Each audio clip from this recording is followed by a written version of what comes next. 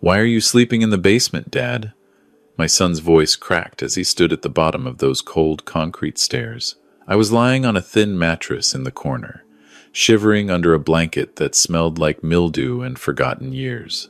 My hip ached from the damp, my stomach growled from hunger, and my heart, well, my heart had been broken so many times in the past 4 months that I wondered if it still worked at all. I looked up at my son through eyes that had grown used to the darkness.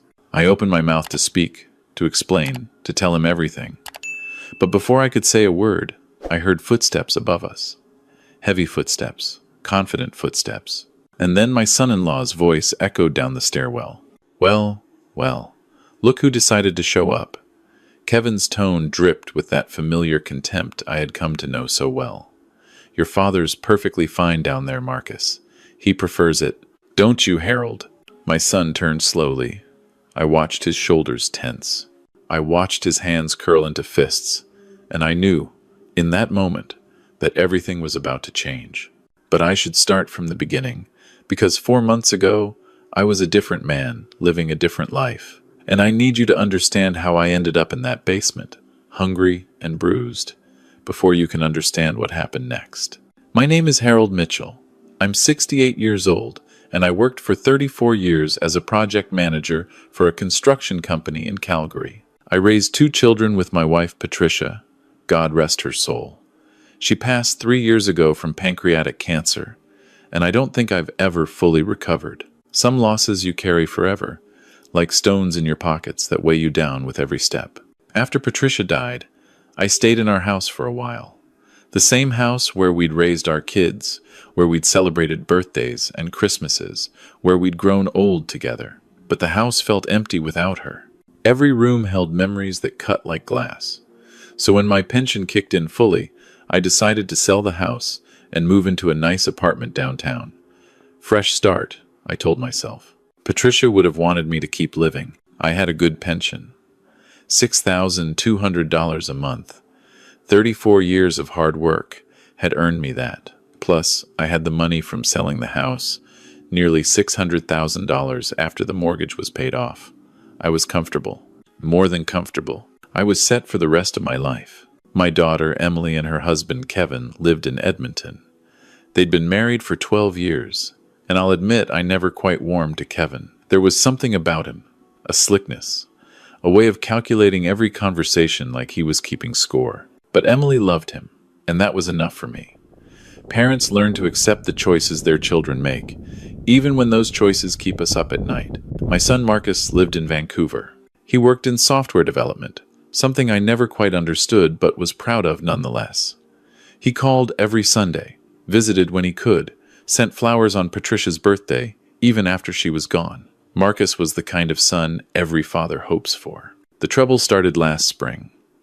I was walking to the grocery store, just a few blocks from my apartment, when I slipped on a patch of ice that hadn't melted yet. Calgary springs can be cruel that way. I fell hard, broke my hip, and spent 6 weeks in the hospital, followed by another 8 weeks in rehabilitation. The bills weren't the problem. Thank God for our healthcare system. But living alone became difficult. I couldn't manage the stairs to my apartment. I couldn't stand long enough to cook. I couldn't do much of anything, really, and the thought of spending months alone in that apartment with a walker terrified me. That's when Emily called with her offer. "Dad," she said, her voice full of concern that I now know was rehearsed. "Why don't you come stay with us? Just until you're back on your feet. Kevin and I have plenty of room. We'd love to have you." I hesitated. Edmonton was a 3-hour drive from everything I knew. My friends, my doctors, my routine. But Emily was persuasive. She always had been, even as a little girl. She knew exactly which words to use, which emotions to play on. "We'll take care of everything," she promised. "You won't have to worry about a thing." I should have called Marcus first. I should have asked more questions. I should have listened to that small voice in the back of my mind that whispered something wasn't right. But I was tired and scared and lonely, and my daughter was offering me a lifeline, so I said yes. Kevin drove down to Calgary to help me move. He was charming that day, almost aggressively so. He carried my boxes, made jokes, stopped at Tim Hortons to buy me coffee and a donut. Looking back, I realize he was auditioning for a role. The loving son-in-law, the caring family man. He played it perfectly. Their house in Edmonton was nice. A 2-story in a quiet neighborhood, with a big backyard and a finished basement. Emily had prepared a room for me on the main floor, right next to the bathroom. It had a new bed, fresh sheets, even flowers on the nightstand. "See, Dad?" Emily said, beaming. "I told you we'd take care of you." For the first few weeks, they did. Emily cooked meals. Kevin helped me with my physiotherapy exercises. We ate dinner together, watched hockey games, almost like a real family. I started to feel guilty for ever doubting them. But then the conversation started. It was Kevin who brought it up first, casually, over breakfast one morning.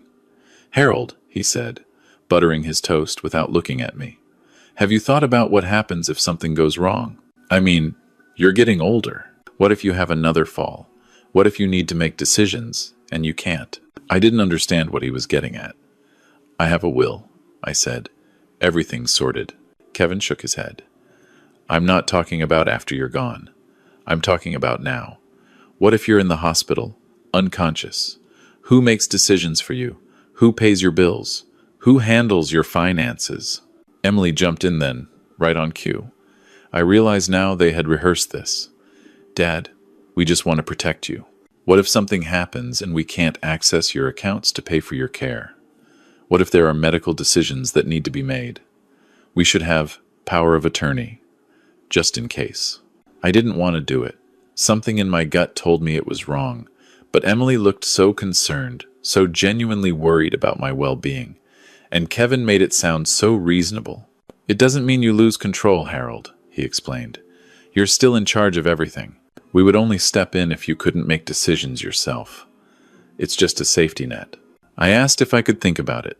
They said, of course, take all the time you need. But over the next few days, they brought it up again and again. Always with concern, always with love, always with that gentle pressure that wore me down like water on stone. Finally, I agreed. Kevin had the papers ready within hours. I should have noticed that. I should have wondered why he had legal documents prepared so quickly. But I was tired, and my hip hurt, and I just wanted them to stop asking. I signed the power of attorney on a Tuesday afternoon in late May. Kevin watched me sign each page, and I remember the look on his face, satisfied, hungry, like a predator who had finally caught his prey. The changes started small. Kevin began picking up my mail before I could get to it. "Just trying to save you the trouble," he said. Then he offered to help me manage my bank accounts online. "You shouldn't have to worry about all those passwords, Harold. Let me handle it." Within 2 weeks, my pension was being deposited into a joint account that Kevin had set up. "For easier management," he explained. "This way, we can pay for your expenses directly." I protested, but he had an answer for everything. And technically, legally, he now had the authority to do it. Then my apartment in Calgary needed attention.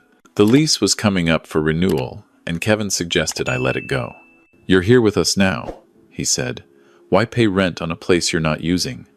That's just throwing money away." I didn't want to give up my apartment. It was my safety net, my escape route if things went wrong. But Kevin had already talked to the building manager, had already arranged everything. He presented it to me like a gift, a problem he had solved on my behalf. "The apartment's gone, Dad," Emily said cheerfully. "One less thing for you to worry about." I didn't realize until later that Kevin had pocketed the security deposit. $3,000 that was supposed to come back to me, gone. The room on the main floor was the next to go. One evening in July, Kevin announced that his mother was coming to stay for a few weeks. She had health issues, he said, and needed a room on the main floor, close to the bathroom. "You understand, Harold," he said. "It's only temporary. You can stay in the basement. We fixed it up nice." The basement was not fixed up nice. It was a concrete box with one small window, barely any heat, and a thin mattress on a metal frame. There was a bathroom down there, but the shower was cold more often than it was warm. The ceiling was low, and I had to duck through doorways.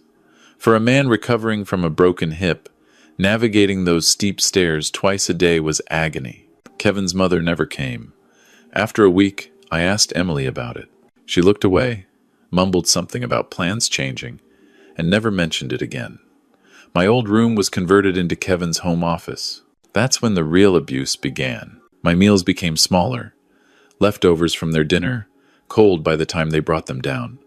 Sometimes they forgot entirely, and I would lie awake with my stomach cramping from hunger. When I complained, Kevin told me I was being ungrateful. "We took you in, Harold," he said, his voice cold. "We're feeding you, housing you. Most people would say thank you." I started to feel like a burden, like I was imposing on their lives simply by existing. I know now that this was intentional. Kevin was breaking me down, piece by piece, making me feel small and worthless so I wouldn't fight back. The phone calls to Marcus became difficult. My cell phone needed charging, and Kevin had moved the only outlet in the basement to the far corner, where reception was almost non-existent. My calls kept dropping. My texts wouldn't send. I didn't realize until later that Kevin had been jamming the signal somehow, or maybe he'd changed settings on my phone. All I knew was that reaching my son became harder and harder. When I did manage to get Marcus on the phone, I tried to tell him something was wrong. But Emily was always nearby, listening. And what could I say? I'm living in a basement? They're feeding me scraps? It sounded paranoid, even to me. "Dad, you sound tired," Marcus would say. "Are you okay?" "I'm fine," I would answer, because Emily was standing at the top of the stairs, watching me, just adjusting to the new place. The financial abuse escalated. Kevin canceled my credit cards, claiming they were security risks. He took control of my investment accounts, moved money around, made decisions without telling me. When I asked to see statements, he told me not to worry about it. "You're retired, Harold," he said. "Enjoy your golden years. Let me handle the boring stuff." By August, I had no idea how much money I had. $600,000 from the house, plus 4 months of pension deposits. It should have been nearly $630,000, but I had no access, no information, no control. Kevin had taken everything. The physical abuse started in September. I had climbed the stairs to use the kitchen. I was hungry, and no one had brought me food in 2 days. I just wanted to make a sandwich. Kevin found me there, standing at the counter, and his face twisted with rage. "What are you doing up here?" "I'm hungry," I said. "I just wanted something to eat." He grabbed my arm, hard enough to leave bruises, and shoved me toward the basement door. "You eat when we say you eat. You stay where we tell you to stay. Understand?" I fell on the stairs. My hip, still healing, screamed with pain. I lay there for hours before I could move again. After that, Kevin didn't bother hiding his contempt. He would come down to the basement just to mock me, to remind me of my place. "You know what your pension is worth, Harold," he said one night, standing over me with a beer in his hand. $6,000 a month. That's $72,000 a year. You could live another 20 years. That's almost $1.5 million. And it's all mine now. I tried to reason with him. That money is supposed to take care of me. Kevin laughed. "It is taking care of you. You've got a roof over your head, don't you? Food in your belly? You should be thanking me." Emily knew. She had to know. But she never intervened, never stood up for me, never once acknowledged what was happening. When I tried to talk to her alone, she would look away, mumble excuses, disappear upstairs. My own daughter had become a stranger. I thought about leaving. Every day, I thought about it. But where would I go? My apartment was gone. My money was gone. My phone barely worked. Kevin had isolated me so completely that escape seemed impossible. And there was something else. Something I'm not proud of. I didn't want to believe my daughter could do this to me. I kept hoping she would come to her senses, realize what was happening, save me. I was waiting for a rescue that would never come. At least, not from her. I started recording things. I had an old voice recorder that Patricia had given me years ago, before smartphones made such things obsolete. Kevin didn't know about it. He'd searched my belongings when I first moved in, taken anything he thought was valuable, but he'd missed this. It looked like junk, a battered piece of plastic with worn buttons. But it worked, and over the weeks that followed, I recorded everything. Kevin's threats, his mockery, the sounds of him throwing me downstairs, the days of silence when no one brought food. I recorded it all, hiding the device in my mattress between uses. I didn't know what I would do with the recordings. I just knew I needed evidence. I needed proof that I wasn't crazy, that this was really happening, that my son-in-law was systematically destroying me. October came, and with it, the early Alberta cold. The basement had no proper heating, just a small space heater that Kevin controlled from upstairs. He would turn it off at night, and I would lie shivering under blankets that weren't enough, feeling the cold seep into my bones. I got sick. A chest infection that turned into pneumonia. I coughed so hard I thought I would crack a rib. I asked Emily to take me to a doctor. She said she would, tomorrow, and tomorrow never came. It was during this time that Kevin made his biggest mistake. He thought I was too sick to understand, too weak to remember. But I heard everything. He was on the phone, talking to someone about investments. I heard him mention my name, my account numbers, amounts of money that made my heart stop. "Yeah, I've got full control," he said, laughing. "The old man doesn't even know. I've already moved 200,000 into the Cayman account. By the time anyone figures it out, it'll be untouchable." I pressed record on my device, capturing what I could. The walls were thick, but I got enough. Enough to know he wasn't just taking my pension. He was stealing my entire savings. I tried to call Marcus that night. My fingers were shaking, from cold or fear or both. The call connected, miracle of miracles, and I heard my son's voice. "Dad, is everything okay? You sound terrible." "Marcus," I whispered, "I need help. Please. Something's wrong." But then the call dropped. Whether Kevin was monitoring somehow, or whether it was just bad luck, I don't know. I tried to call back. Nothing. I tried to text. Failed. I sat in that basement and cried, feeling more alone than I'd ever felt in my life. What I didn't know was that Marcus had heard something in my voice, something that worried him enough to cancel his meetings, book a flight, and drive up from the Edmonton airport without telling anyone he was coming. The morning Marcus arrived was a Saturday in late October. I had been in that basement for 4 months. I had lost 30 pounds. I had bruises on my arms and legs that had faded and returned so many times I'd lost count. I'd given up hope. I heard the doorbell ring upstairs. Then voices, raised in surprise. Kevin's voice, falsely welcoming. Emily's voice, nervous. And then, like music, Marcus's voice, asking where I was. "He's resting," Kevin said. "The basement apartment. He likes it down there. More privacy." I heard footsteps on the stairs. Heavy, determined footsteps. And then the light from upstairs flooded down, and I saw my son's silhouette in the doorway. "Dad?" I couldn't answer. My throat was too tight with emotion. Marcus came down the stairs, and I watched his face change as his eyes adjusted to the dim light. He saw the mattress on the floor.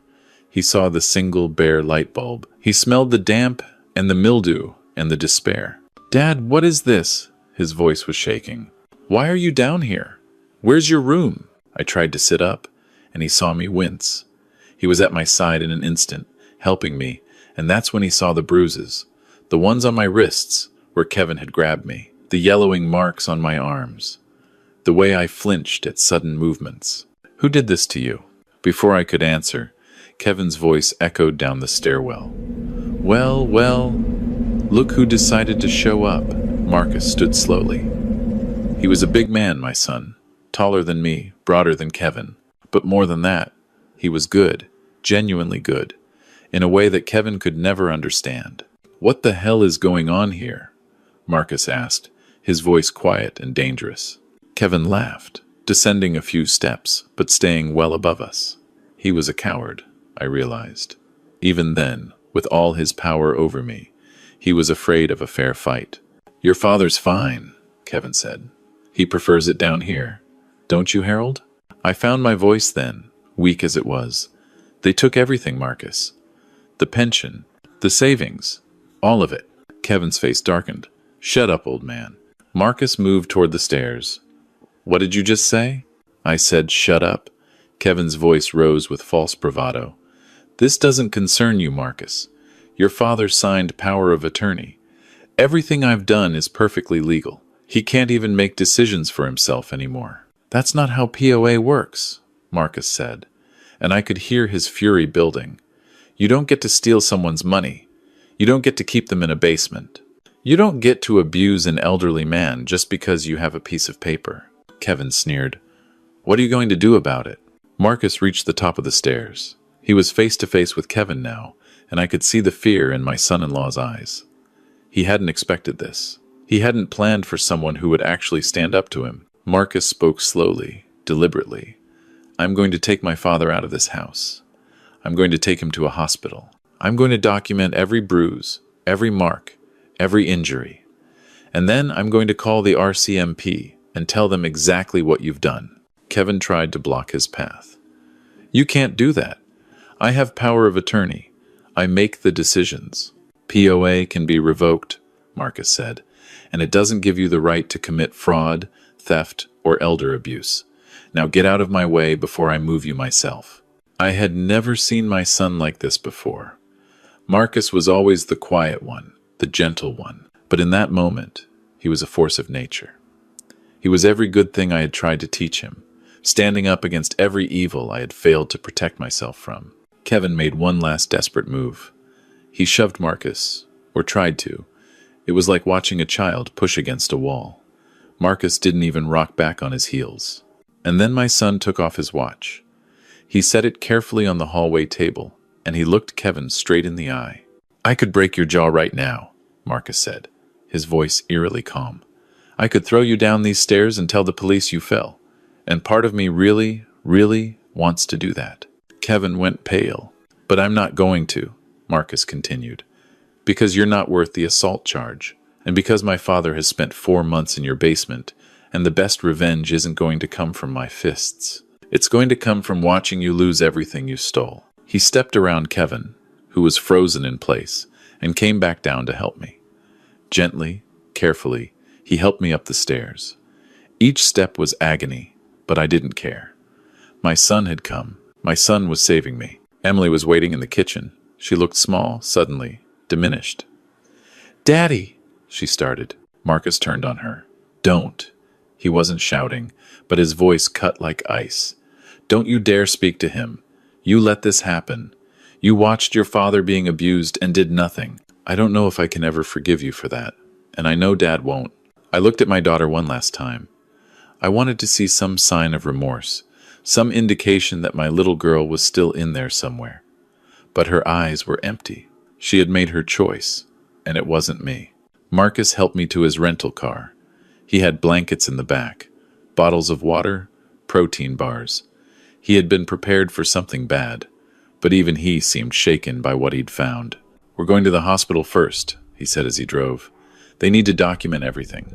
Then, we're going to the police. The recorder, I said, my voice cracking. In my mattress, I have recordings. Marcus looked at me, then back at the road. He took a deep breath. Dad, he said, I'm so sorry. I should have come sooner. I should have known. I reached over and put my hand on his arm. You came. That's what matters. The hospital stay lasted a week. The doctors were appalled at my condition. Malnutrition, dehydration, pneumonia that had nearly become fatal, multiple contusions in various stages of healing. They documented everything with photographs, measurements, clinical precision. The RCMP took my statement on the 3rd day.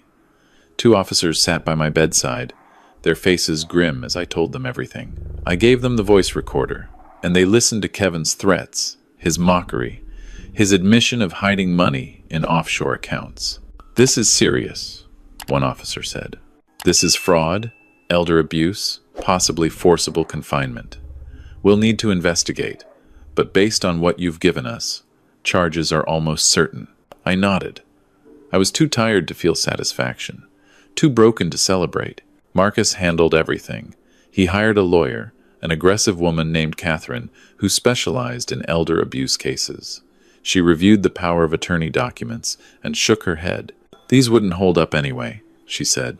He coerced you into signing under false pretenses, and using POA to steal from the principal is a criminal offense. He's looking at years in prison if we can prove what he did with the money. She could prove it. Kevin, for all his cunning, had been sloppy. He'd left a paper trail of transfers and withdrawals and suspicious investments. The offshore account he'd bragged about was found within weeks. The nearly $400,000 he'd stolen was frozen pending investigation. The arrest happened in November, just after Remembrance Day. I wasn't there to see it, but Marcus told me later. Kevin had been at work when the RCMP arrived. They walked him out in handcuffs in front of his colleagues, his clients, everyone who had ever seen him as a respectable businessman. He's been charged with fraud over $5,000, Marcus reported. Elder abuse, forcible confinement, and about 6 other things I can't even pronounce. The prosecutor says he's looking at 4 to 7 years. Emily wasn't charged, but she wasn't spared either. She tried to contact me once, a tearful phone call begging for forgiveness. Marcus answered and told her never to call again.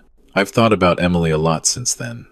I've wondered how my daughter became someone capable of watching her father starve in a basement. I've searched my memories for warning signs, for moments when I could have done something differently. But the truth is, some people make choices that have nothing to do with how they were raised. Emily chose Kevin. She chose money. She chose herself. I'm living in Vancouver now, in a small apartment near Marcus and his family. I have my pension back, deposited into an account that only I control. I have my savings, or most of them, returned after the frozen assets were seized. I have my voice recorder, empty now but still precious, a reminder of the darkest time of my life. My hip still aches when it rains. I still have nightmares about that basement, about Kevin's voice, about the cold and the hunger and the despair. Some wounds don't heal, even when the bruises fade. But I also have good days. Days when I walk along the seawall and feel the sun on my face. Days when Marcus comes over for dinner and we watch hockey together, cheering for the Canucks like we're kids again. Days when I remember that I survived. Kevin's trial is scheduled for next spring. I'll have to testify, to relive everything in front of lawyers and judges and strangers. I'm not looking forward to it, but I'm not afraid anymore either. I've already faced the worst thing that could happen to me. A courtroom is nothing compared to that basement. If you're listening to this story, if you're someone who has a parent growing older or a grandparent who seems more vulnerable, please pay attention to the warning signs. Watch for isolation. Watch for control. Watch for family members who seem too interested in finances, too quick to offer help that comes with strings attached. Power of attorney is supposed to protect us, but in the wrong hands, it becomes a weapon. And the people who wield it are often the people we trust most. I trusted my daughter. I trusted her husband, and they nearly killed me. But my son, my beautiful son, saved my life. He flew across the country on instinct. He stood up to a bully who had been tormenting me for months. He took off his watch and faced down evil, not with violence, but with the promise of justice. That's the story I want you to remember. Not the basement, not the bruises, not the stolen money, or the broken trust. Remember that somewhere out there, good people still exist. Sons who love their fathers. Strangers who care about the vulnerable. Police officers who take elder abuse seriously. Lawyers who fight for those who can't fight for themselves. Remember that darkness doesn't last forever. That help comes when you least expect it. That even in your lowest moment, lying on a cold mattress in a basement, feeling more alone than you've ever felt in your life, someone might be on their way. My son came for me, and because he did, I'm still here. I'm still standing. I'm still fighting. Kevin thought he could mock me forever. He thought he could take everything and never face consequences. He thought that because I was old and weak and dependent, I would never escape. He was wrong. My son arrived. And he did something that made him shut up. Not with violence, not with revenge, but with the one thing bullies fear most, the truth. So if you're watching this, and you're in a situation like mine, please know that there is hope. Reach out. Tell someone. Document everything you can. Don't let shame or fear or misplaced loyalty keep you silent. Your story matters. Your voice matters. You matter. And somewhere out there, someone is ready to fight for you. Someone is ready to stand in that doorway and say, enough. You just have to hold on until they arrive. Thank you for listening to my story. God bless you all. And please, please, take care of each other. The days are getting better now. Spring has come to Vancouver, and the cherry blossoms are blooming along the streets. Marcus brings his kids over every weekend, and they call me Grandpa Harold, and they have no idea what I went through last year. That's how it should be. Children shouldn't know about the darkness in the world. Not yet. Not while they're still innocent and full of wonder. But I know. I carry that knowledge with me every day, and I use it to remind myself how precious each moment is, how fortunate I am to be here, how close I came to losing everything. Kevin's trial begins in 3 weeks. I've reviewed my testimony with Catherine, gone over every detail, prepared myself for the cross-examination. Kevin has a lawyer, some slick guy from Toronto, who's going to try to make me look confused and unreliable. An old man whose memory can't be trusted. But I have the recordings. I have the medical records. I have Marcus, who will testify to what he found that day. And I have the truth, which is the most powerful weapon of all. Emily won't be in the courtroom. She's filed for divorce, apparently, and moved back to Calgary. I don't know what she's doing there, and I don't care. She made her choice. She chose the wrong side, and now she has to live with that. I don't hate my daughter. I want to, sometimes. When I wake up at 3 a.m, with the memory of that basement pressing down on me, when I feel the phantom ache of hunger in my stomach, when I catch myself flinching at loud noises, in those moments, hatred would be easy. But hatred takes energy. It takes attention. It takes up space in your heart that could be filled with better things. And I don't have time for it. Not anymore. What I have is gratitude. Overwhelming, impossible gratitude for the son who saved my life, for the healthcare workers who nursed me back to health, for the police officers who took my case seriously, for Catherine, who fights for me like she's fighting for her own father, and gratitude for you, for listening, for caring, for being the kind of person who watches a story about an old man in a basement and feels something. We're all connected, you know. That's something I've learned in these past months. Strangers become friends. Victims become advocates. The powerless find power they never knew they had. I'm not the same man I was before Kevin. I'm stronger in some ways, weaker in others. I trust less easily. I look at family members differently. I pay attention to the small cruelties that hide behind kind words and helpful offers. But I'm also more grateful, more present, more aware of the simple blessings that surround us every day.